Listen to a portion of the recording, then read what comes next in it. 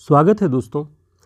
इस वीडियो में आप आगामी बिहार पीजीटी, हिमाचल प्रदेश पीजीटी के लिए, चंडीगढ़ टीजीटी या अलग अलग जो भी स्टेट हैं उनके टीजीटी पीजीटी परीक्षाओं में और असिस्टेंट प्रोफेसर की परीक्षाओं में उपयोगी तमाम महत्वपूर्ण कवियों पर हम ये श्रृंखला लेकर के आ रहे हैं। इस पहले वीडियो में मलिक मोहम्मद जायसी के ऊपर हम देखेंगे कि कौन से महत्वपूर्ण तथ्य मिलते हैं। शुरुआत करते हैं। आचार्य रामचंद्र शुक्ल जी ने लिखा है कि जायसी प्रसिद्ध सूफी फ़कीर शेख मोहिदी, जिन्हें मुहिउद्दीन के नाम से भी जाना जाता था, उनके शिष्य थे और जायस में रहते थे। ठीक, ये ध्यान रखना है। जायस अमेठी के निकट का स्थान है। उत्तर प्रदेश में अमेठी है, अमेठी के निकट का स्थान जायस माना गया है। बच्चन सिंह ने इनकी जीवनावधि सन 1464 से 1542 ईस्वी तक माना है और अन्य किसी भी पुस्तक में बहुत स्पष्ट रूप से उनकी जो जीवनावधि है उसके बारे में नहीं लिखा है। बच्चन सिंह ने ही ये निर्धारित किया है 1464 से 1542 ईस्वी तक। जायसी अपने समय के सिद्ध फकीरों में गिने जाते थे, ये शुक्ल जी ने कहा हुआ है। जायसी ने अपनी पुस्तक आखिरी कलाम, जिसकी रचना 1528 ईस्वी में मानी गई है, आखिरी कलाम किसकी है? जायसी की। उसमें उन्होंने अपने जन्म के संबंध में लिखा है कि भा अवतार मोर 9 सदी, 30 बरस ऊपर कवि बदी। जब भी ये पंक्ति दी जाए परीक्षा में या और पूछी जाए कि इसका संबंध किस कवि के जन्मकाल से है, तो उसमें आपको जायसी को ध्यान में रखना है। भा अवतार मोर 9 सदी, 30 बरस ऊपर कवि बदी। आखिरी कलाम जो 1528 ईस्वी में प्रकाशित हुई मानी जाती है, उसकी रचना बाबर के शासनकाल में हुई है। ध्यान रखिएगा आखिरी कलाम में। और आगे देखते हैं। शुक्ल जी ने लिखा है कि जायसी एक आंख के थे और कुरूप भी थे। जायस में यह प्रसिद्ध है कि जायसी एक बार शेर शाह के दरबार में गए। तो ये प्रश्न बनता है कि जायसी किसके दरबार में गए हैं। 4 सुल्तानों के नाम, राजाओं के नाम दिए जाएंगे, जिनमें से आपको ध्यान रखना है कि शेर शाह के दरबार में गए हैं और किसी के नहीं। शेर शाह के दरबार में गए। शेर शाह उनके भद्दे चेहरे को देखकर हंस पड़ा। उन्होंने अत्यंत शांत भाव से पूछा, मोहिका हंसस की कोह रही, तुम मुझ पर हंस रहे हो या मुझे बनाने वाले उस कुम्हार पर हंस रहे हो। देखिए, अर्थात तू मुझ पर हंसा या उस कुम्हार पर, गढ़ने वाले पर। इस पर लज्जित होकर शेर शाह ने उनसे माफ़ी भी मांगी है। तो यह पंक्ति पूछी जाती है परीक्षाओं में, मोहिका हंसस की कोह रही, ये किसके संबंध में कहा गया है? तो ये जायसी के संदर्भ में, जायसी ने शेर शाह से ये कहा हुआ था। ध्यान रखिएगा। बच्चन सिंह ने लिखा है कि लोग जायसी को देखकर हंसते थे, किंतु उनकी कविता सुनकर सभी रोने लगते थे। इस बात का प्रमाण जायसी के दोहे में ही देखा जा सकता है कि जे मुख देखा तेई हंसा, सुनते ही आयो आंसू। यानी जिस जिसने मुझे देखा वो मुझ पर हंसा, मेरे कुरूप होने पर, मेरे एक आंख के होने पर। सुनते ही आयो आंसू, और जब उन्होंने सुनी, मेरी वाणी सुनी, मेरी लेखनी सुनी, तब उनके आंखों में आंसू आ गए। तो ये बच्चन सिंह जी ने लिखा है। जायसी का सबसे प्रसिद्ध ग्रंथ है पद्मावत, जिसका रचना वर्ष 1540 ईस्वी में माना जाता है। शुक्ल जी ने लिखा है कि पद्मावत में प्रेम गाथा की परंपरा पूर्ण प्रौढ़ता को प्राप्त मिलती है। यह परंपरा में सबसे अधिक प्रसिद्ध ग्रंथ है।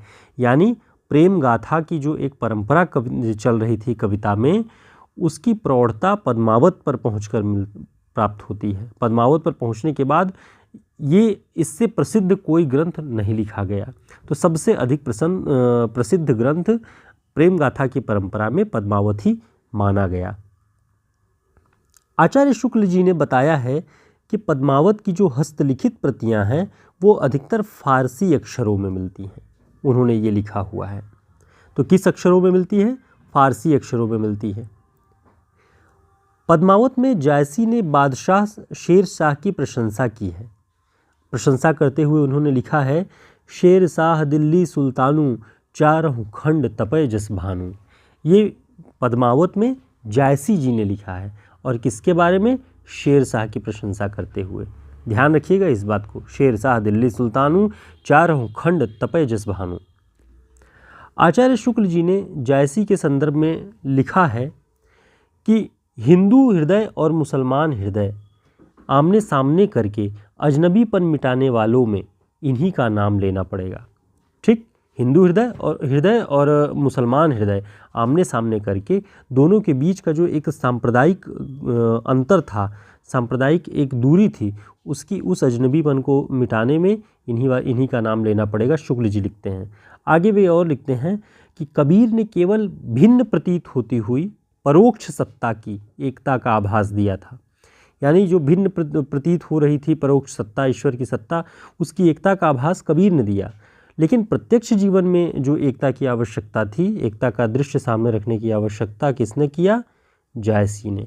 जब हिंदू और मुस्लिम के बीच की दूरी को, धार्मिक दूरियों को कम करने का जो प्रयास जायसी ने अपने कथानकों से किया, तब शुक्ल जी इस बात को लिखते हैं कि प्रत्यक्ष जीवन की एकता का दृश्य सामने रखने की आवश्यकता बनी हुई थी, यह जायसी द्वारा पूरी हुई।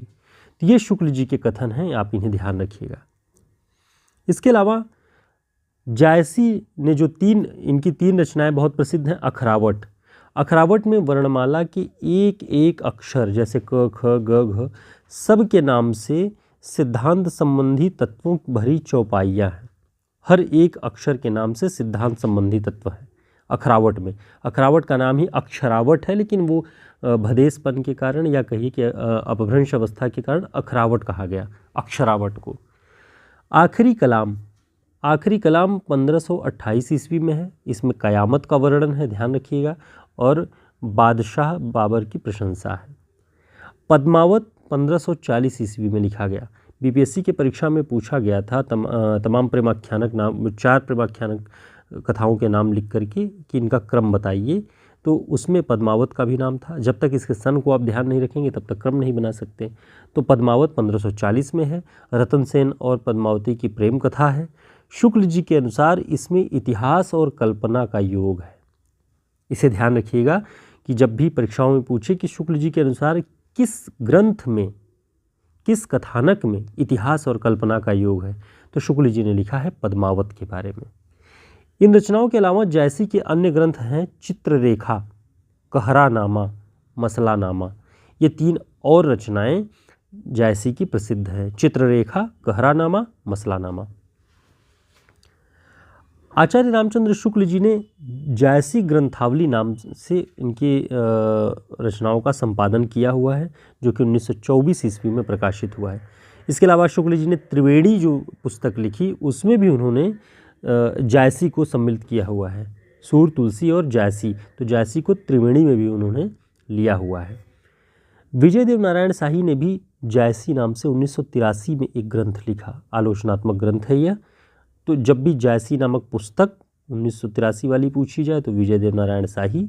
जायसी ग्रंथावली 1924 में आचार्य रामचंद्र शुक्ल जी ने लिखी। तो इस तरह आप देख रहे थे जायसी से जुड़े हुए महत्वपूर्ण तथ्य, उनके बारे में कहे गए शुक्ल जी के कथन, उनकी रचनाओं के बारे में। अगले वीडियो में हम जायसी के प्रसिद्ध जो प्रबंध काव्य है पद्मावत के बारे में हम विस्तृत रूप से उसकी कथा के बारे में और उसके बारे में कहे गए अन्य कथनों के बारे में भी देखेंगे। तो इस श्रृंखला से जुड़े रहिए, चैनल को सब्सक्राइब कर लीजिएगा। टेलीग्राम का लिंक डिस्क्रिप्शन बॉक्स में है, उसे टेलीग्राम और व्हाट्सएप ग्रुप को भी ज्वाइन कर लीजिएगा। चैनल को सब्सक्राइब कर लीजिए। फिर मिलते हैं एक नए वीडियो में, तब तक के लिए नमस्कार।